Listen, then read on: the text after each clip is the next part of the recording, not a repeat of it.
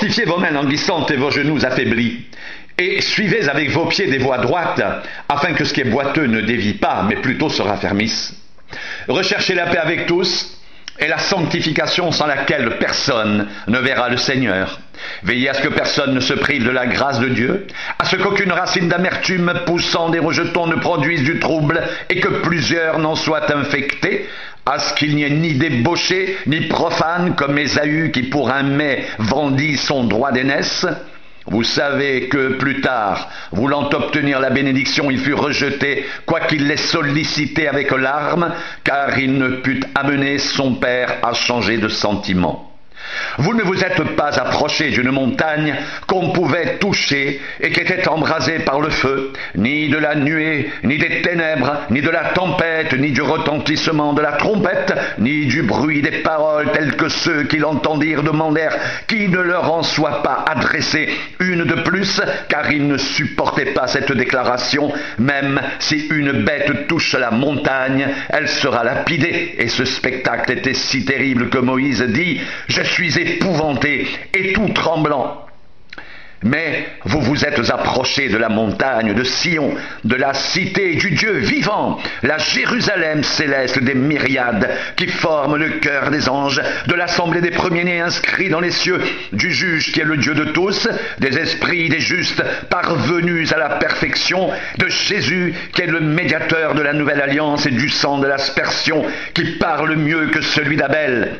Gardez-vous de refuser d'entendre celui qui parle, car si ceux qui refusèrent d'entendre celui qui publiait des oracles sur la terre n'ont pas échappé, combien moins échapperons-nous si nous nous détournons de celui qui parle du haut des cieux, lui dont la voix ébranla alors la terre et qui maintenant a fait cette promesse: une fois encore, j'ébranlerai non seulement la terre mais aussi le ciel. Ces mots, une fois encore, indiquent le changement des choses ébranlées comme étant faites pour un temps, afin que les choses inébranlables subsistent.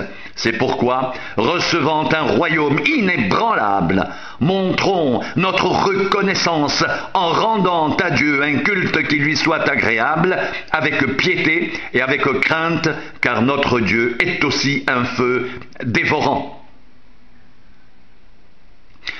Persévérez dans l'amour fraternel, n'oubliez pas l'hospitalité, car en l'exerçant quelques-uns ont logé des anges sans le savoir.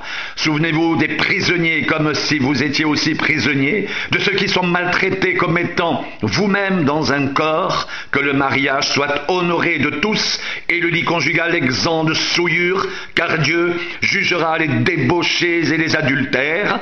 Ne vous livrez pas à l'amour de l'argent, contentez-vous de ce que vous avez, car Dieu lui-même a dit « Je ne te délaisserai point et je ne t'abandonnerai point ». C'est donc avec assurance que nous pouvons dire « Le Seigneur est mon aide et je ne craindrai rien. Que peut me faire un homme ?» Souvenez-vous de vos conducteurs qui vous ont annoncé la parole de Dieu, considérez quelle a été la fin de leur vie et imitez leur foi.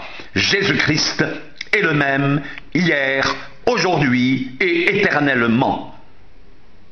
Ne vous laissez pas entraîner par des doctrines diverses et étrangères, car il est bon que le cœur soit affermi par la grâce et non par des aliments qui n'ont servi à rien à ceux qui y sont attachés. Nous avons un autel dont ceux qui font le service au tabernacle n'ont pas le droit de manger, les corps des animaux dont le sang est porté dans le sanctuaire par le souverain sacrificateur pour le péché sont brûlés hors du camp.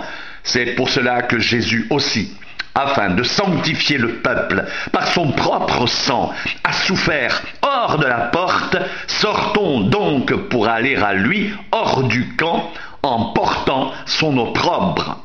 Car nous n'avons point ici-bas de cité permanente, mais nous cherchons celle qui est à venir. Par lui, offrons sans cesse à Dieu un sacrifice de louange, c'est-à-dire le fruit de lèvres qui confessent son nom, et n'oubliez pas la bienfaisance et la libéralité, car c'est à de tels sacrifices que Dieu prend plaisir.